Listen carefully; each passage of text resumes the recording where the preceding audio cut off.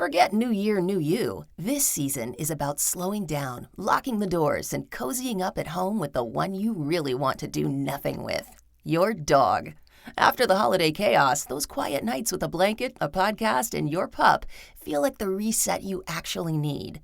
Ollie helps make those moments easier with fresh protein-packed meals made from real human-grade ingredients, so your dog can enjoy some quality comfort food too.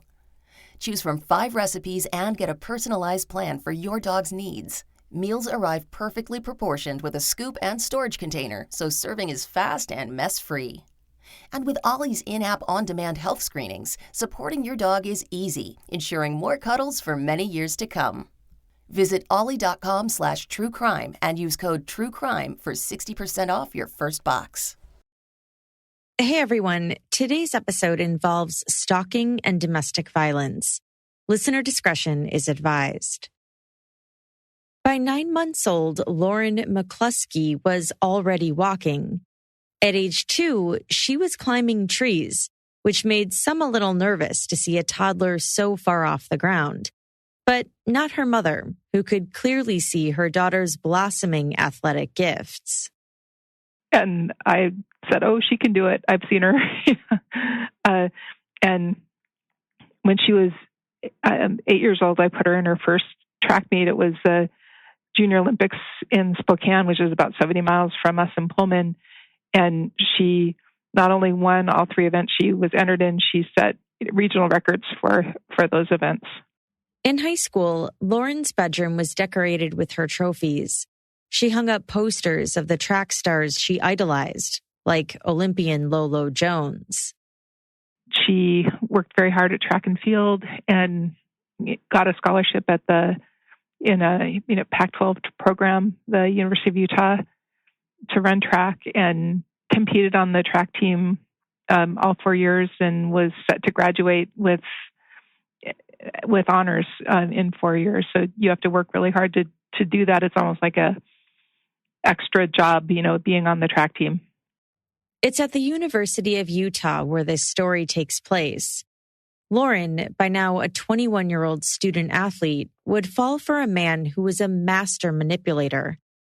The warning signs of domestic violence were there from the beginning, as Lauren's friends, and even later Lauren herself, reported them to the school police department or university housing advocates.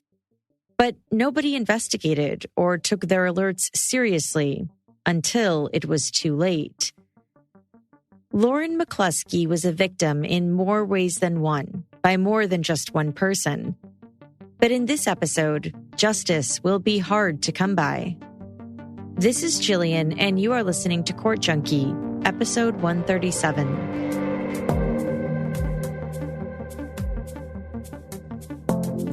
Lauren met Sean Fields, a bouncer, at a bar in Salt Lake City. He was older, 28 years old, and handsome, over 6 foot tall, studying computer science at a community college. Lauren and Sean started dating around September 10th, 2018. Here's Lauren's mom, Jill McCluskey. At first, he seems wonderful. He took her out to dinner and bought her flowers and asked her to be his girlfriend, and just sort of swept her off her feet. But then it very soon turned bad. Lauren hadn't seriously dated anyone before. She was too focused on her running. But all around her, she saw her friends on the track team getting boyfriends or getting married. Lauren wanted to find love too, her mother said. Sean used that to manipulate her. Almost immediately after they began dating, Lauren's friends saw red flags. He seemed possessive, controlling, and manipulative, according to a state lawsuit filed this year by Lauren's parents, which outlined Sean's troubling behavior. The following is more from that lawsuit. He routinely told Lauren what to wear. He would go through Lauren's text messages and emails, and he would often accuse her of lying and betrayal. He would often start telephone conversations with a hostile quiz, demanding that Lauren explain what she was doing, where she was, and who she was with. He also stalked Lauren by observing her from afar when they weren't together. In fact, he told Lauren he was stalking her in order to scare her into thinking that he could be watching her at any given moment.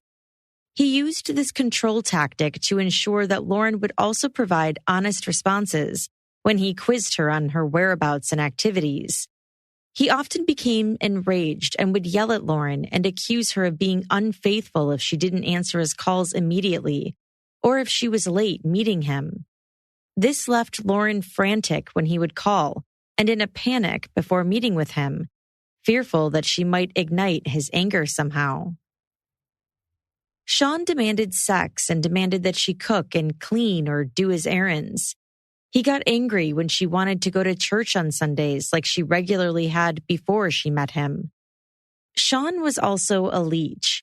He was practically living with Lauren at her dorm, even though he wasn't a University of Utah student.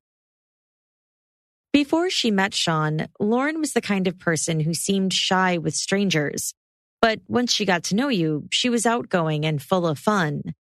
She had friends who loved her and wanted to protect her. She was passionate about animals, especially cats, and had volunteered at an animal shelter. She was a good writer and was studying communications at school. She interned at a retirement community and told the stories of the people living there.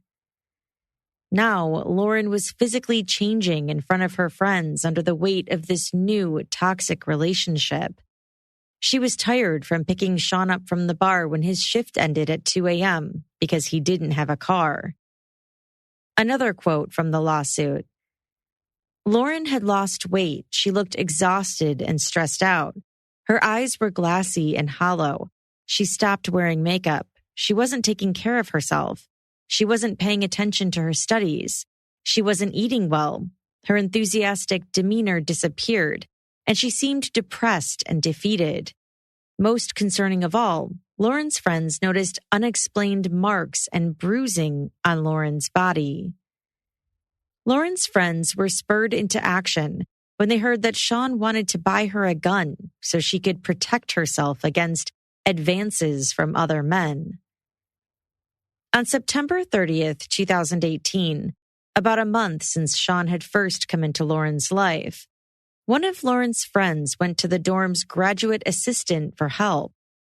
The friend voiced her concerns, how Lauren was dating a controlling, older man who had delusions Lauren was cheating on him and who often flew into jealous rages.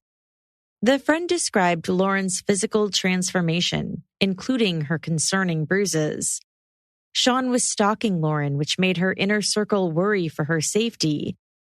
And he had compromising photos of her, and that frightened Lauren's friend too. The friend also told the graduate assistant, or GA, that Sean was crashing at Lauren's dorm and wanted to get her a gun. According to the lawsuit, the friend said, quote, she feared for Lauren's life after observing several indicators of an abusive relationship, and after learning that Lauren's boyfriend had access to a gun that could enter the picture sometime in the very near future. The GA, in turn, was worried and wanted to take action. But the McCluskey's lawsuit showed how difficult it was for anything to be done. The GA flagged it up the chain of command, but she was thwarted by higher-ups who said they didn't believe there was anything they could do, and said the GA should wait to investigate or contact the university police. That same day, the GA also reported Lauren's friend's concerns to the resident director. The GA assumed it would be easy to remove Sean from campus because he wasn't a student. But the lawsuit said the resident director was new to her position and wasn't sure what to do about the situation.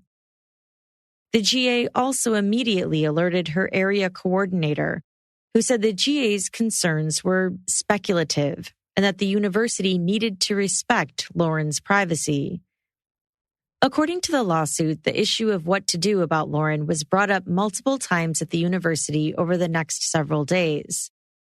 In one of the meetings, which took place on October 1st, the GA met with the resident director and the area coordinator to again relay the situation to them with more details. The coordinator and the resident director claimed that the university's hands were tied due to privacy concerns, and suggested waiting until Lauren herself reached out for help. They encouraged the GA to keep an eye on Lauren. It was a missed opportunity for the University of Utah to intervene. A report on the university's independent review of the case was released in December 2018.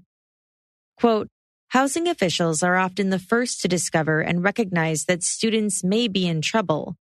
Institutional structures at housing prevented an early attempt to intervene when Lauren's friends reported that they believed she was in an unhealthy relationship.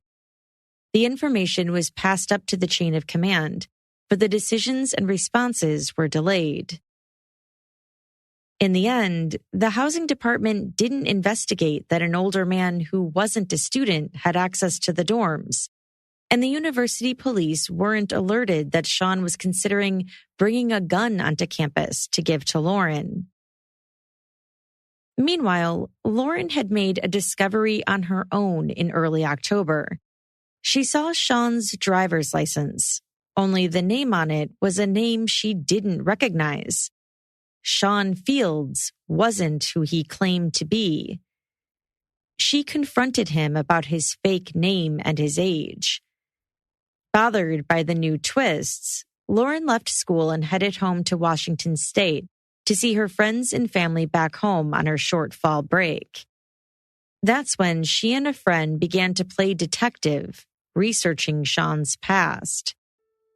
What they found? There was no 28-year-old Sean Fields. Instead, he was 37-year-old Melvin Rowland, a convicted sex offender who had served more than 10 years in prison.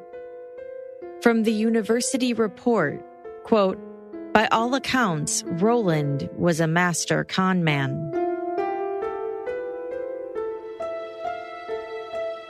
Who exactly was Melvin Rowland? His biography was written as part of an investigative report released in December 2018 by the Utah Department of Public Safety. Melvin was born in Brooklyn, New York, and was adopted by the Rowland family. His adoptive parents died when he was 15, which sent Melvin into a group home until he was 17. He went to a private school in Colorado after that. At age 20, he moved to Utah to participate in the Job Corps program. He had aspirations to further his education and moved to Salt Lake City. In 2004, he pleaded guilty to enticing a minor over the internet and attempted forcible sexual abuse. He was sentenced to 1 to 15 years in prison, according to the report. Parole violations would repeatedly bring him back behind bars after he was granted parole in July 2012. One such incident occurred just 2 months after his initial release. He was caught in possession of pornography, wouldn't let his parole officer search his property, and didn't attend sex offender therapy, among his violations. Melvin was imprisoned for 1 year and then released on parole a second time in September 2013. 2 years later, on Halloween 2015, Melvin rear-ended another car while driving in Salt Lake City. Instead of stopping, he fled the scene of the accident, rapidly reversing and nearly crashing into an Einstein bagel store. A do-gooder stopped to see if Melvin was okay. He climbed into the Good Samaritan's car and ordered them to drive away. The driver obeyed, intimidated by Melvin's, quote, large stature and aggressive behavior. Afterwards, the driver dropped Melvin off and then called police. Melvin later contacted his insurance company, claiming his car had been stolen. He also wasn't forthcoming to his parole officer and didn't want to talk about what had happened. On November 5th, 2015, Melvin's parole agent submitted a request for a warrant to the Board of Pardons for violating the parole agreement with the allegations of hit and run, kidnapping, and other charges. However, the Board of Pardons and Parole did not approve the warrant, and so Melvin faced no new criminal charges for the Halloween incident.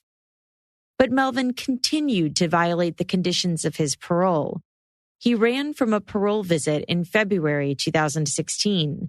He also used a computer to find pornography and chat rooms to find women to hook up with. According to the report, quote, Melvin had made threatening comments to his parole agent when he was taken into custody on violations of his second parole. He stated he did not want to do parole anymore and would become angry or violent if an agent were to come to his home on a field visit. At Melvin's March 2016 parole violation hearing, those comments were brought up. Melvin's attorney acknowledged his threats were disconcerting, but argued the words came from anger and were an empty threat, something Melvin didn't mean. The attorney also pointed out Melvin didn't have any violent criminal offenses in his background. Melvin also spoke up on his own behalf to talk about his emotions.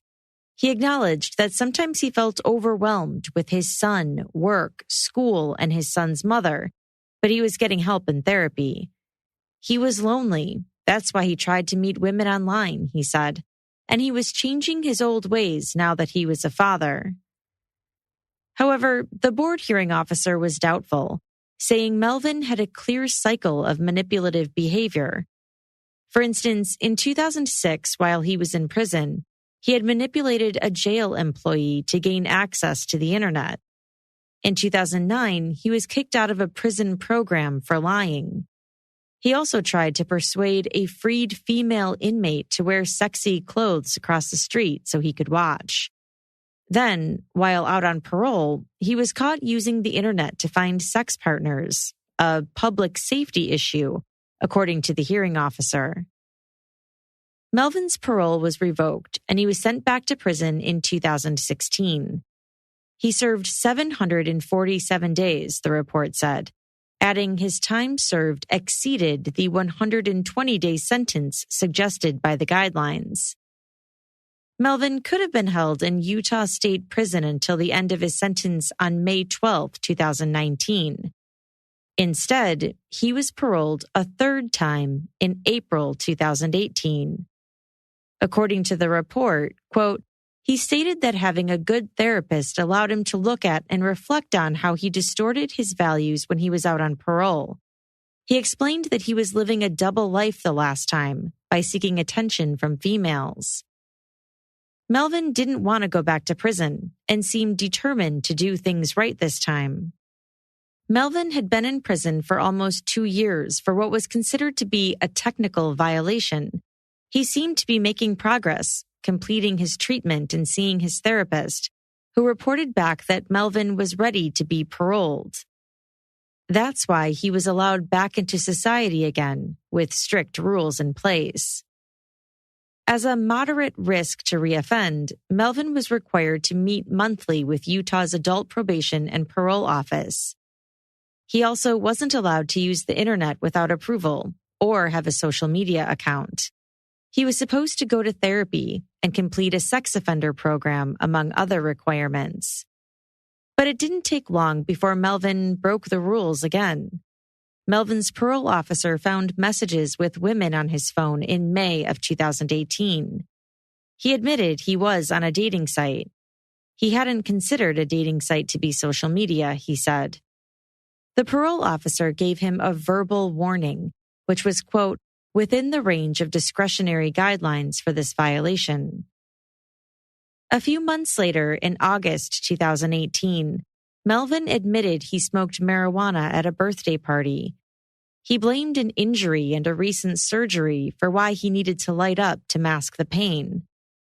The parole officer asked if he would take a urine sample and, quote, addressed the violation with an office visit and a verbal warning, requiring that Melvin discuss it in therapy. Again, the report pointed out, the punishment fit within the range of actions the parole officer could take. The report also noted that the parole officer ruled Melvin was, quote, successfully progressing in his required treatment program. Outside of prison, Melvin got a job with Black Diamond Security Group and worked at the London Bell Bar, an upscale club in downtown Salt Lake City. You might ask, how did he get hired as a security guard? Black Diamond Security Group was an unlicensed business. They didn't perform a background check when Melvin was hired, under a fake name. His probation officer wasn't aware Melvin was employed there. He never reported it. It was part of Melvin's secret life. He maintained different names and aliases. He kept multiple social media accounts and communication apps for his fake identities. This made it difficult for police to connect the dots. One woman contacted them in July of 2018 and said she had gone on a date with Melvin, who was using a fake name. He wouldn't leave her alone after she said she didn't want to see him again. For months, he sent her poems and contacted her. But there was no connection made to the harassment and the name Melvin Rowland until after Lauren's death. The prison sentences, the parole violations, and the second, even third chances, the shady Black Diamond business, this was the backdrop as Melvin Rowland, out on his third parole, met Lauren McCluskey at a bar in early September 2018, and the 21-year-old woman, eager to find love, found herself swept off her feet.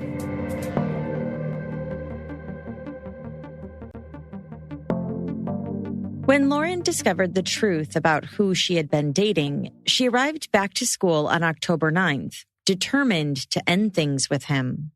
She wasn't with him for that long, though, and then she realized that he lied to her and she broke up with him. So it was all less than a month. And part of that was the good part.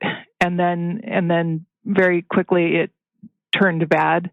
But the whole interaction was not that long. And I think a lot of people actually victim blame, that like, why didn't she get away from him even sooner? Well, she was infatuated with him, but then she did try to get away from him, and no one helped her. Lauren was on the phone talking to her friend who was coaching her on how to break up with Melvin in a public place when she was startled by a face looking through her window. It was Melvin peering through the glass at her. He was back to his stalking ways. According to the family's lawsuit, Lauren opened the door and confronted Melvin Rowland, intending to end the relationship then and there. However, Melvin Rowland entered Lauren's room without permission and demanded to know who Lauren had been speaking with on the telephone. He effectively held Lauren hostage in her dorm room by refusing to leave and aggressively choosing to stay through the night. During that time, Melvin Rowland tried to manipulate Lauren by claiming he had not committed the crime for which he was convicted and that he had been set up. He continued to insist that he had not lied about his age. Desperate, Lauren came up with a lie to get Melvin to leave her dorm peacefully. She told him she needed to go to track practice and suggested he take her car to run his errands. Later that evening, the first aggressive text message, "There would be more," appeared on Lauren's phone. It came from an unknown number. "Hey bitch, your car is at the stadium. Key in passenger seat on floor. Go kill yourself." The messages continued, saying Lauren had broken Melvin's heart. Whoever was writing Lauren appeared to be angry that she had lied about going to track practice. The messages came across as though they were from Melvin's friends, although Lauren suspected they were from Melvin himself. The next day, on October 10th, Melvin called Lauren and offered to give her car back. She was scared he was trying to lure her somewhere isolated, so she called her mother, who notified the University of Utah Public Safety Department, or UUPS. More from the lawsuit. Quote, Mrs. McCluskey, who was very upset and worried, explained the circumstances, told UUPS that Melvin Rowland was a sex offender, and requested a police escort to help Lauren safely recover her car from Melvin Rowland. UUPS transferred Mrs. McCluskey to campus security, who arranged and provided a security escort, and Lauren retrieved her car without incident. But neither UUPS nor any other official from the university provided any follow-up to address the pattern of stalking, harassment, domestic violence, dating violence, or the ongoing and escalating risk to Lauren. I think the campus police at the time, at least, had a very bad culture where they did not take women seriously. And that's actually the main reason why we filed the lawsuit, our federal lawsuit, that Lauren was being discriminated on the basis of sex. She was not taken seriously.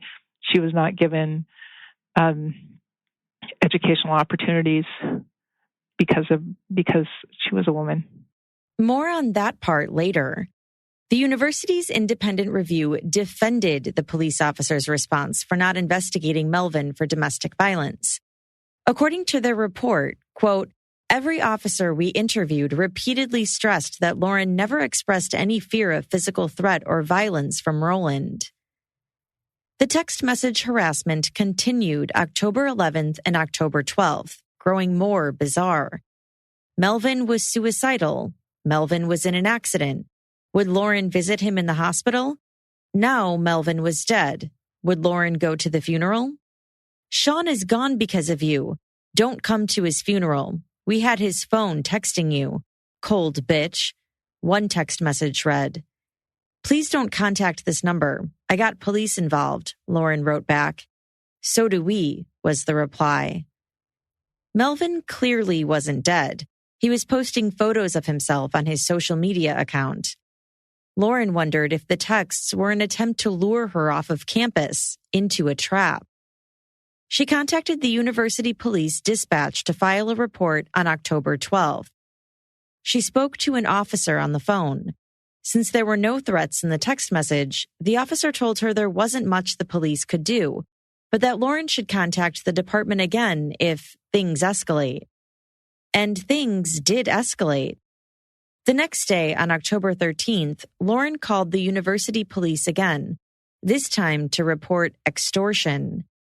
Quote, Lauren reported that Melvin Rowland had extorted her and that she had paid Melvin $1,000 that same morning after he had threatened to publish and distribute compromising images of Lauren, some of which he had obtained without her permission during the course of their relationship, and which he used to control her as part of his pattern of dating violence, domestic violence, sexual harassment, and stalking. Lauren also told UUPS that Melvin Rowland was demanding another $1,000 to refrain from distributing embarrassing and exploitative videos that he claimed to have. The Utah Department of Public Safety report said it appeared university police didn't have probable cause to determine if Melvin was in fact extorting Lauren because he had used multiple names and phone numbers to contact her. If they had proved probable cause, extortion was a serious enough offense that Melvin could be held for 72 hours. With probable cause and a warrant to the Board of Pardons and Parole, Melvin's parole could have been revoked after a hearing. To make sure she was being heard, Lauren and a friend physically went to the campus police department in person later on October 13th that same day. She reported everything, Melvin's deceit and his criminal record, how he peered in through her window, the breakup, the extortion. She spoke in the lobby of the police department. She apparently wasn't invited inside to an interview room to talk with police officers. The university's police acknowledged that, quote, it's possible that some actions by UUPS officers created an impression of laxity. That impression might have been formed because the interview and the witness statements were done in the lobby of the UUPS building, rather than in a room that would have been more private. But the report insisted that the officers took Lauren's complaint seriously, pointing to an officer, whose name was redacted, who had met with her for an hour and a half. That same officer then gave Lauren his personal cell phone.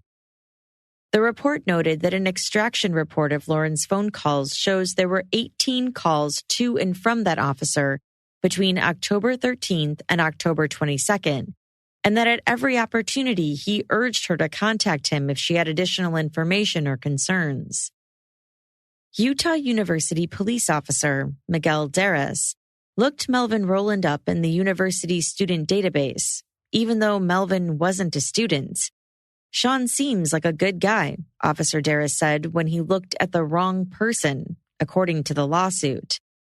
That's how the officer obtained the wrong background on a student with a similar name. It was an unfortunate misunderstanding, according to the university's report. Remember the name Officer Darras. His handling of Lauren's case will later be scrutinized, to say the least. Lauren's friend had done a quick Google search and found that Melvin was indeed a convicted felon and a sex offender. The family's lawsuit says the campus dispatcher with UUPS, who was new on the job, ran a criminal history check on him and discovered his history of felony convictions, but didn't notice that he was currently on parole, a fact that would have given them reason to report parole violations that would have led to an arrest or at least a detention. There were multiple law enforcement agencies that would have had an interest that a paroled felon was harassing a university student, but the agencies weren't communicating with each other. Lauren gave her witness statements to the police.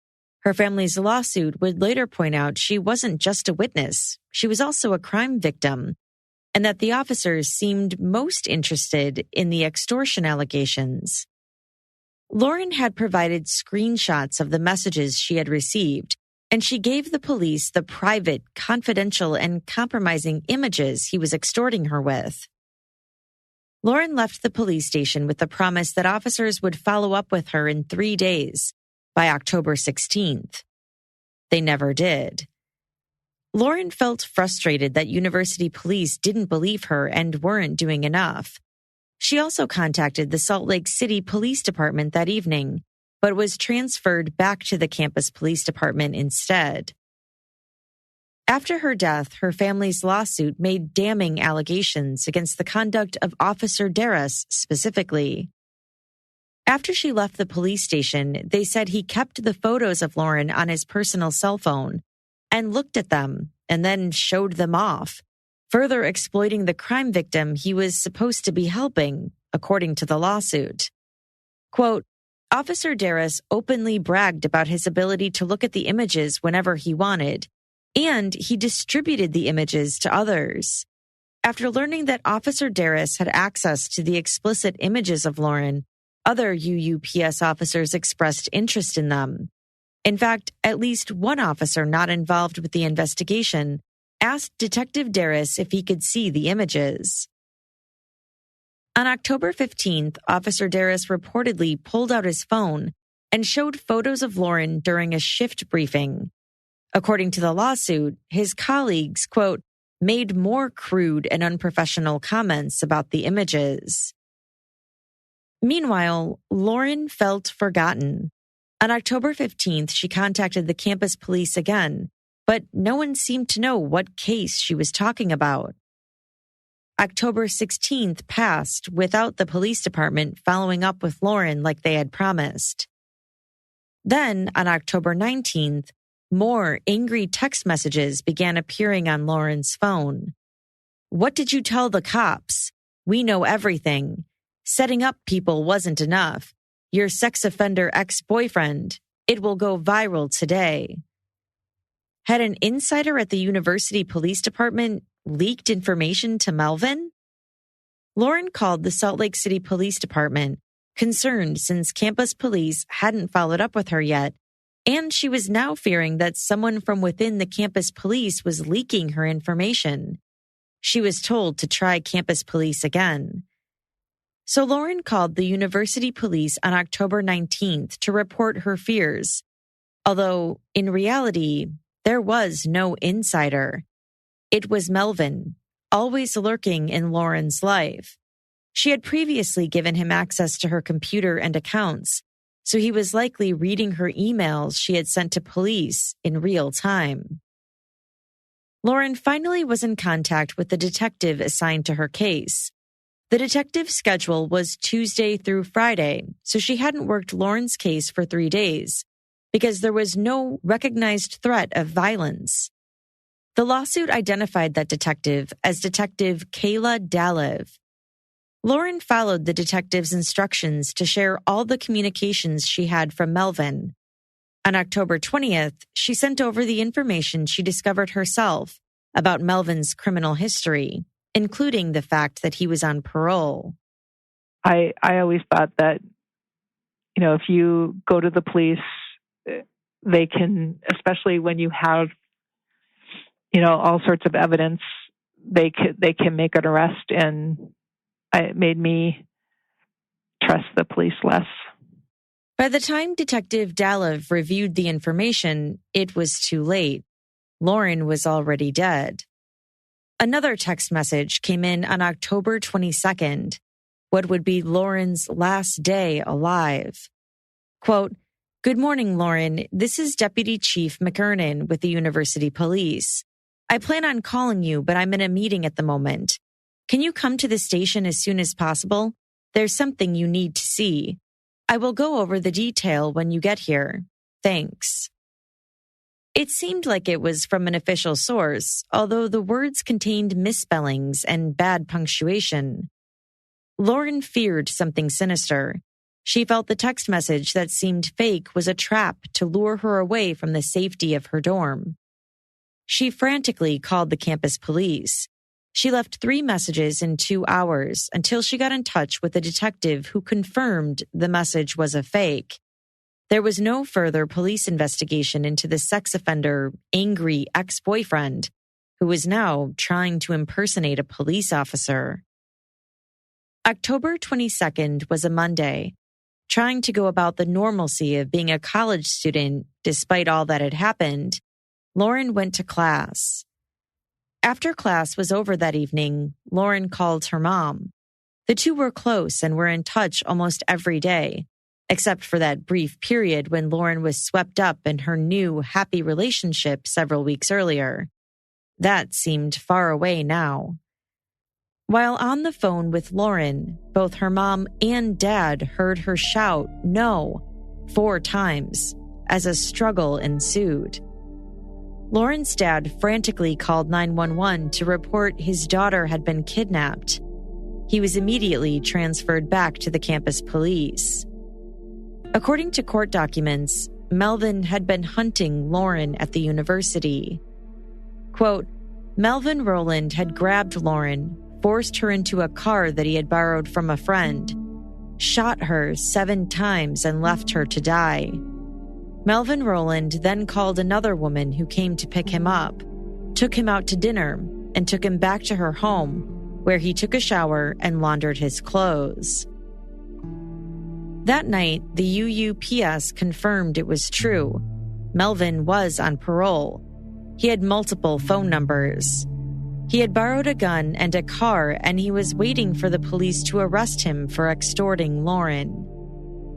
Investigators were able to track his phone and locate him. After being chased by police, Melvin ran into a church and died by suicide in the early morning hours of October 23rd, 2018. There would be no trial. Lauren's family would not get to see her killer face consequences for his horrific crime. But in the months that followed Lauren's death, her mom became a crusader. Jill and her husband took legal action to hold the university accountable for failing to protect their daughter. And they created a nonprofit named after Lauren. There's so much grief that happens when you lose, your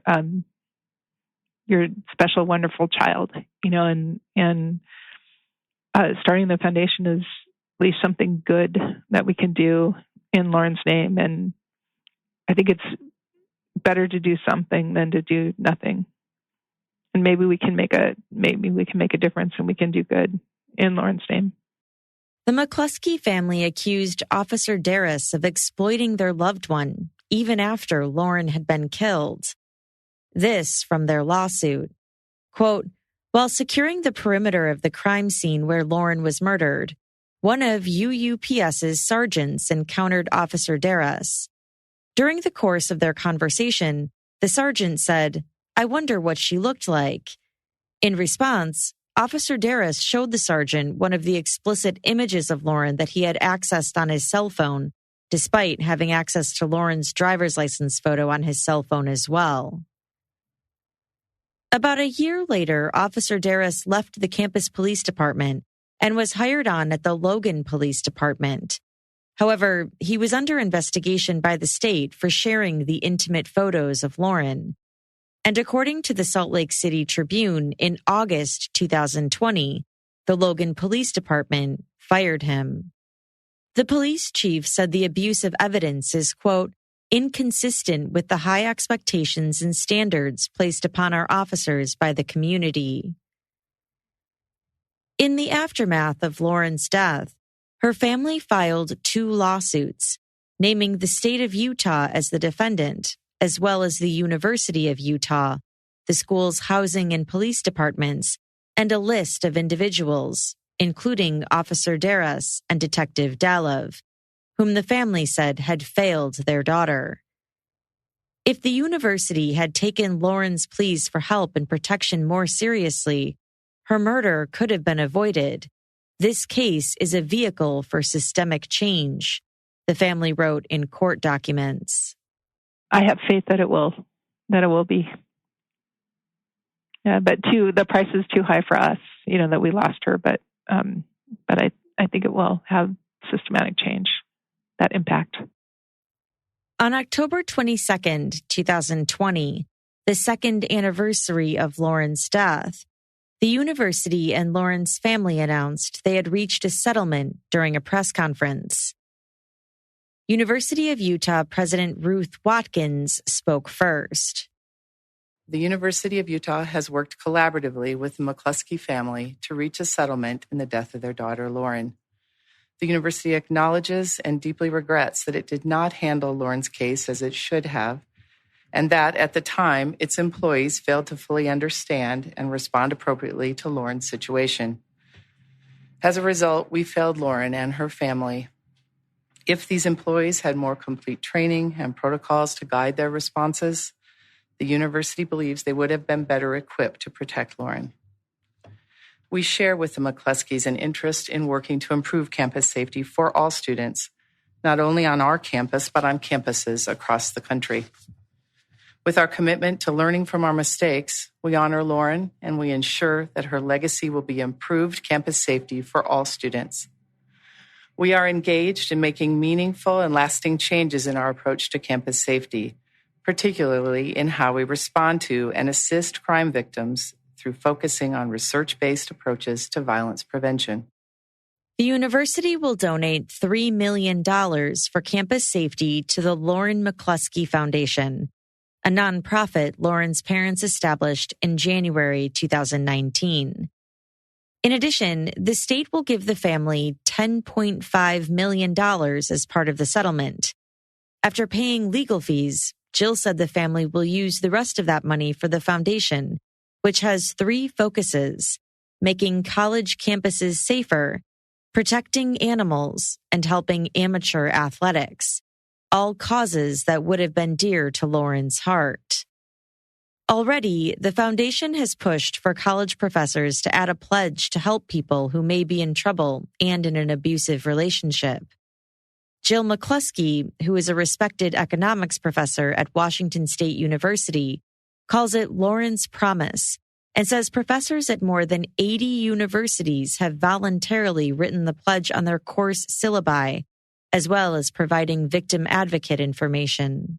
Lauren's promise is, I will listen and believe you if someone is threatening you. And I just wish that a responsible adult would have said that to Lauren. I will listen and believe you if someone is threatening you. A lot of people have told me, even some of my own students who teach their own courses, that because they've had that on their course syllabus, that a young woman has come to them and they've been able to help them get out of an abusive relationship, be safe. So, and I think that Lauren's promise just helps us to change the culture of basically that I can't help you with your boyfriend problems. I think that's what Lauren faced. I can't help you with your boyfriend problems. We can change that culture, one person at a time. And as part of the settlement, a reminder of Lauren will always remain at the University of Utah. Her name will adorn the school's renamed Violence Prevention Center and the future indoor track facility the school plans to build.